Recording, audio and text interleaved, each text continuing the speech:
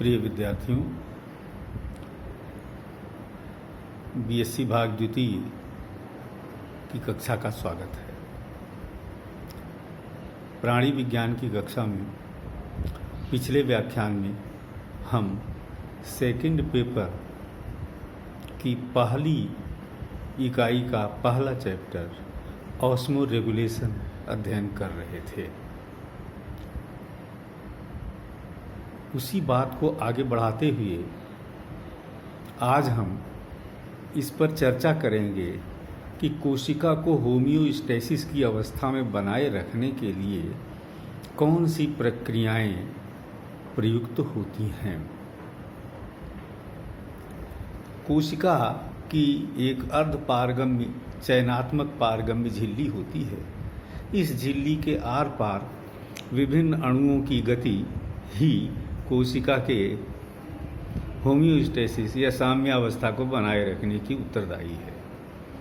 कौन कौन सी प्रक्रियाएं हैं जिनके द्वारा इस कोशिका के आर पार विभिन्न अणुओं का पारगमन हो सकता है, आवागमन हो सकता है, इनको देखेंगे। मुख्य तौर पर जो जल है ये ऑस्मोसिस की प्रक्रिया के द्वारा कोशिका की झिल्ली के आर पार गति करता है। ऑस्मोसिस की प्रक्रिया एंड ऑस्मोसिस या एक्स ऑस्मोसिस, कोशिका के भीतर प्रवेश या कोशिका के बाहर जल का जाना, ये हो सकती हैं। कल हमने इस पर चर्चा की थी आरबीसी के उदाहरण के साथ साथ, जिसमें हमने देखा था कि किस प्रकार से लाल रक्त कोशिकाओं को हाइपरटोनिक या हाइपोटोनिक विलेन में रखने से उनकी झिल्ली प्रभावित होती है। ये ऑस्मोसिस की क्रिया के लिए आवश्यक है कि पूरा माध्यम एक चयनात्मक पारगम्य झिल्ली के द्वारा विभाजित हो। यदि ये चयनात्मक पारगम्य झिल्ली ना हो और बिना चयनात्मक पारगम्य झिल्ली के विभिन्न तत्वों का उच्च सांद्रता से निम्न सांद्रता की तरफ आवागमन हो, प्रसार हो, तो वही डिफ्यूजन कहलाता है या विसरण कहलाता है। जल के अलावा बाकी तत्वों को कोशिका झिल्ली के आर पार पारगमन के लिए दो प्रमुख विधियां और हैं। एक पैसिव ट्रांसपोर्ट और दूसरा एक्टिव ट्रांसपोर्ट। पैसिव ट्रांसपोर्ट विभिन्न आयनों या अणुओं को कोशिका झिल्ली के आर पार अधिक सांद्रता से कम सांद्रता की ओर गति करने के लिए प्रयुक्त होता है। ये दो प्रकार से हो सकता है, सिंपल पैसिव ट्रांसपोर्ट या facilitated passive transport. Simple passive transport कोशिका झिल्ली में उपस्थित चैनल्स के द्वारा सामान्य रूप से अणुओं का झिल्ली पार करने की प्रक्रिया है।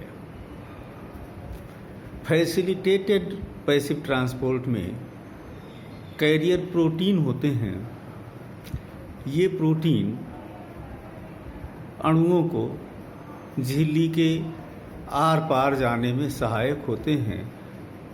प्रोटीन के एक ओर अणु संयुक्त हो जाता है, उसके बाद प्रोटीन के कॉन्फ़िगरेशन में बदलाव हो जाने के कारण वही अणु झिल्ली के दूसरी पार पहुंच जाता है। ये फैसिलिटेटेड पैसिव ट्रांसपोर्ट है। पैसिव ट्रांसपोर्ट सदैव उच्च सांद्रता से निम्न सांद्रता की ओर होता है। अगली विधि जो है वो एक्टिव ट्रांसपोर्ट है। इसको सक्रिय परिवहन कहते हैं। जैसा अभी हमने जिक्र किया कि अगर टोनिसिटी या सांद्रता में अंतर हो तो जल का कोशिका के बाहर या कोशिका के बाहर से भीतर प्रवेश ऑस्मोसिस की क्रिया के द्वारा हो जाता है। प्रायोगिक रूप में ऐसा नहीं है कि कोशिका के बाहर और कोशिका के भीतर विभिन्न आयनों की सांद्रता समान हो। आयनों की सांद्रता असमान रखनी पड़ती है विभिन्न जैविक क्रियाओं के सुचारू संचालन के लिए, किंतु आयनों की असमान सांद्रता स्थापित रखने के लिए ऊर्जा की आवश्यकता पड़ती है, और यही एक्टिव ट्रांसपोर्ट के द्वारा किया जाता है। एक्टिव ट्रांसपोर्ट दो प्रकार से होता है। एक प्राइमरी एक्टिव ट्रांसपोर्ट और दूसरा secondary active transport. Primary active transport में ऊर्जा एटीपी के रूप में आवश्यक होती है। कोशिका झिल्ली में उपस्थित चैनल्स के माध्यम से एटीपी की सहायता से ऊर्जा प्राप्त होती है। फॉस्फोरिलेशन होता है। फॉस्फोरिलेशन के साथ हुआ तत्व भी संयुक्त कर दिया जाता है और उसके बाद ऊर्जा की सहायता से उसे कोशिका के बाहर कर दिया जाता है। सेकेंडरी एक्टिव ट्रांसपोर्ट में एटीपी का उपयोग न करते हुए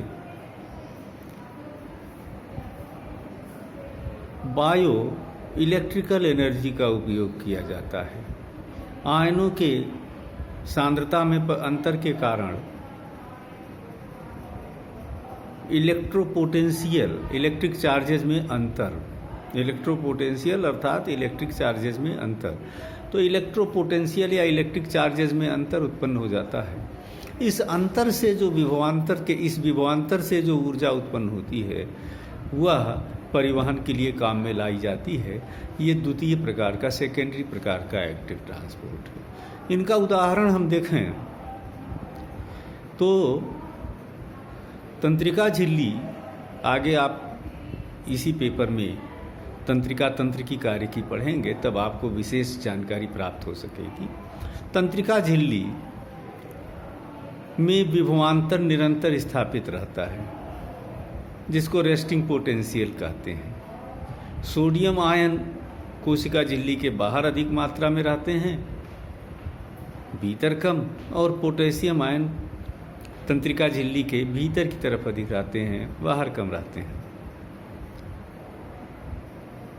इलेक्ट्रोपोटेंशियल चार्जेस के कारण सोडियम आयन निरंतर भीतर जाने का प्रयास करते हैं क्योंकि सांद्रता में अंतर होता है, और एटीपी के सहायता से एक्टिव ट्रांसपोर्ट के द्वारा तंत्रिका कोशिका निरंतर इन सोडियम आयनों को कोशिका से बाहर निष्कासित करती रहती है।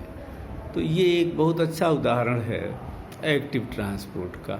इसी प्रकार से मांसपेशीय कोशिकाओं में कैल्शियम आयनों के द्वारा विभवांतर उत्पन्न किया जाता है। वहाँ निरंतर कैल्शियम आयनों को बाहर एक्सपल्स किया जाता है, बाहर निकाला जाता रहता है एटीपी की सहायता से ऊर्जा प्राप्त करके, और इस तरह से वहाँ सार्कोप्लाज्मिक मेम्ब्रेन में भी एक विभवांतर की स्थिति उत्पन्न बनाए रखी जाती है।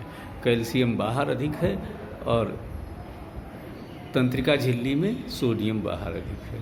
तो ये एक्टिव और पैसिव ट्रांसपोर्ट हैं जिनके द्वारा कोशिका के भीतर से विभिन्न आयनों को या अणुओं को बाहर किया जाता है या कोशिका के बाहर से कोशिका के भीतर प्रविष्ट कराया जाता है। और इन विधियों के द्वारा कोशिका की साम्य अवस्था अर्थात कोशिका झिल्ली अपनी सामान्य अवस्था में बनी रहे, ये व्यवस्था बनाए रखी जाती है। तो ये तो हुआ कोशिका स्तर पर, at the level of cell, कोशिका के स्तर पर किस प्रकार से विभिन्न आयनों या विभिन्न मॉलिक्यूल्स को झिल्ली के आर पार पारगमन कराया जाता है, जिसमें हमने मुख्य विधियां देखी ऑस्मोसिस, पैसिव ट्रांसपोर्ट और एक्टिव ट्रांसपोर्ट। सोडियम और पोटेशियम आयनों के एक्सचेंज को आयन पंप या आयन एक्सचेंज भी कहते हैं। अब हम ये देखेंगे कि पूरे शरीर के स्तर पर इस व्यवस्था को कैसे संचालित किया जाता है। शरीर में जल की मात्रा को नियमित करने का सबसे प्रमुख अंग किडनी है, जहां नेफ्रॉन में फिल्ट्रेशन प्रेशर के द्वारा रक्त से जल तथा अन्य तत्वों को फिल्टर कर दिया जाता है। वे वृक्क नलिका से होते हुए आगे बढ़ते हैं और यूरिन का निर्माण किया जाता है। शरीर में रक्त की मात्रा का निर्धारण या स्थिर रखने का कार्य यूरिन की मात्रा में कमी या अधिकता के द्वारा किया जा सकता है। शरीर में हाइपोथैलेमस में ऑस्मो रिसेप्टर नाम के अंग होते हैं। ये ऑस्मो रिसेप्टर नाम की कोशिकाएं रक्त के परासरण दाब का मापन कर सकती हैं। इस प्रकार मस्तिष्क में प्रवाहित होने वाले रक्त का परासरण दाब हाइपोथैलेमस में मापन कर लिया जाता है। अगर लगता है कि रक्त का ऑस्मोटिक प्रेशर या परासरण दाब अधिक हो रहा है, तो इससे हाइपोथैलेमस का ये केंद्र क्रियाशील हो जाता है और क्रियाशील होकर के पिट्यूटरी के हाइपोफाइसिस, जो पिछला पिट्यूटरी का हिस्सा है, वहाँ से एक विशेष हार्मोन जिसे एंटी डायूरेटिक हार्मोन कहते हैं या वैसोप्रेसिन कहते हैं, इसका स्राव किया जाता है। ये हार्मोन तुरंत किडनी की नलिकाओं पर पहुँचता है और वहाँ से सोडियम के स्राव को या सोडियम के निष्कासन को रोक देता है। सोडियम का रिटेंशन अर्थात कोशिका में रोके रखने का कार्य किया जाने लगता है। अगर सोडियम रुका रहेगा तो जल भी रुका रहेगा और इस प्रकार से बनने वाले यूरिन की मात्रा या बाहर जाने वाले जल की मात्रा को रोक दिया जाता है, कम कर दिया जाता है, जिससे कि रक्त का ऑस्मोटिक प्रेशर फिर से सामान्य हो जाए। तो ये एक क्रिया है जो कि हाइपोथैलेमस के द्वारा नियमित की जाती है। इसी प्रकार से हृदय के ऑरिकल, जिसको अलिंद कहते हैं, ऑरिकल्स में, रक्त की धमनियों में, रक्त की शिराओं में, इन सभी में प्रेशर रिसेप्टर्स होते हैं जो प्रेशर का अनुमान कर सकते हैं। अगर रक्त का दबाव कम हो रहा है तो ये प्रेशर रिसेप्टर्स सक्रिय हो जाते हैं और ये प्रेशर रिसेप्टर्स भी पिट्यूटरी से एंटी डायूरेटिक हार्मोन के स्राव को प्रेरित करते हैं और परिणाम पुनः वही होता है कि किडनी से किडनी से जल का निष्कासन कम कर दिया जाता है। दूसरी प्रक्रिया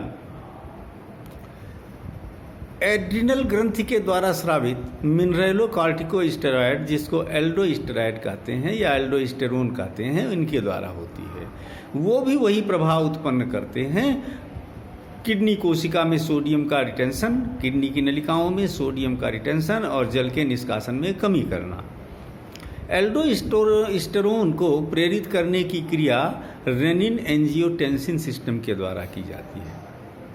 यदि रक्त में ऑस्मोटिक प्रेशर बढ़ता हुआ लगता है तो किडनी के द्वारा एक रेनिन नाम का हार्मोन स्रावित होता है।